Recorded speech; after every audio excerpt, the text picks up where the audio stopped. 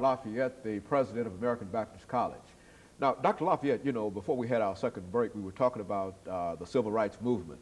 But now, we all know that this morning we will celebrate the anniversary of the Dr. Martin Luther King's birthday. And the most important thing about it is to remember that Dr. King was assassinated in the state of Tennessee, in Memphis. And I think that it is almost incumbent upon us living in the state of Tennessee to reflect upon that. And that's what we'd like for you to do over the last 5.5 minutes that we have here, to recall the instance that you heard of Dr. King's assassination and some of the things that went through your mind and how people that you know and who were close to you and et cetera, how you felt at that particular time. This might recall memories that you've not had for the last 30 years, but sort of reflect with us as a community now dealing with that part in April of 1968, that assassination. During this period of the movement, I was traveling with Martin Luther King because I was national coordinator for the Poor People's Campaign. And we were laying the groundwork for that. And we were going around from one city to another getting support because we wanted people to organize locally so they could bring people to Washington, D.C. for the grand march that we were going to have in D.C. It was scheduled for actually the first time in February, but we didn't succeed in getting the numbers. And Martin Luther King wanted to make sure we had strong numbers and people committed. So he was traveling with us, and we were traveling with him, going to different cities. We were having a meeting, actually a staff meeting in Atlanta, which was a strategy meeting, and Martin Luther King was asked to come, go over to Memphis.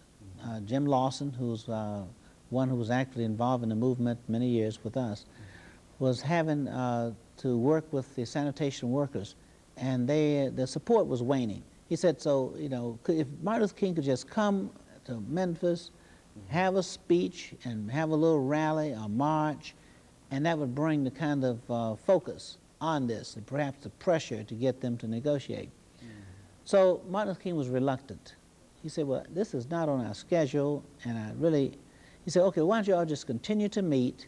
I'll take Bernard Lee with me, and we'll just fly over to Memphis, have this, and then we'll come back and continue our meeting.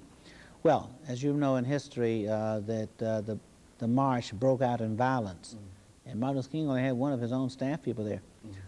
So the decision was made that the march had to be, organized over again. And so therefore he brought the staff people from Atlanta all to Memphis to reorganize this march. Well, we were meeting there, and I was with Martin Luther King the night before, and it was interesting, this great speech that was made about the mountaintop. Martin Luther King didn't want to make the speech. It was raining cats and dogs. I mean, it was pouring down. Martin Luther King was in his pajamas. He had sent Ralph Abernathy to make the speech. He said, Ralph, you go. I'm just tired and worn out.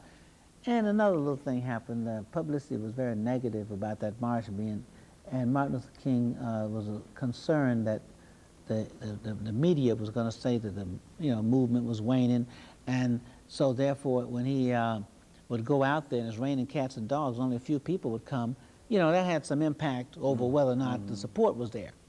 Well, that was the other reason he didn't want to go. He sent Ralph, he's a good friend. Great to have a friend like Ralph.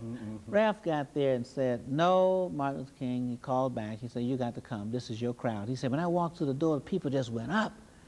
And when they found out I was by myself, he said, the feathers dropped. He said, this is your crowd.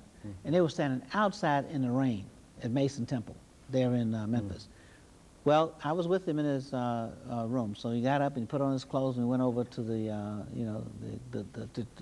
temple. That was one of the greatest speeches he ever made.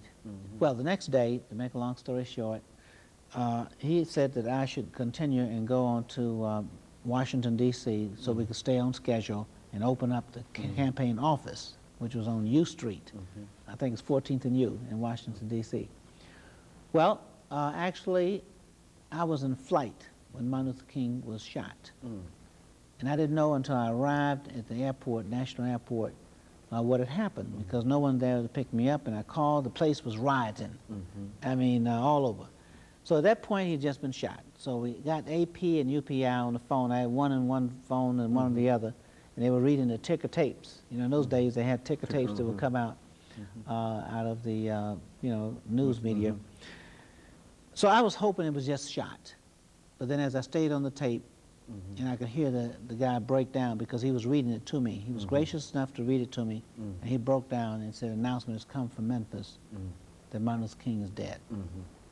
So I called back to Memphis, and they told me not to come back to Memphis, but to meet them in Atlanta. Well, I felt a certain part of my world had come to an end. And, but then, as I got some distance on that experience, I began to see how we could utilize Martin Luther King's teachings and his work even today in helping to solve problems. And of course, I think Dr. Lafayette, let us say over the last 30 seconds that we have here, that you have indeed played a very, very significant role in helping to utilize Martin's ideas and Martin's thoughts in terms of the civil rights movement and to help broaden civil rights and diversity and whatnot, and you played a very, very significant role in doing that.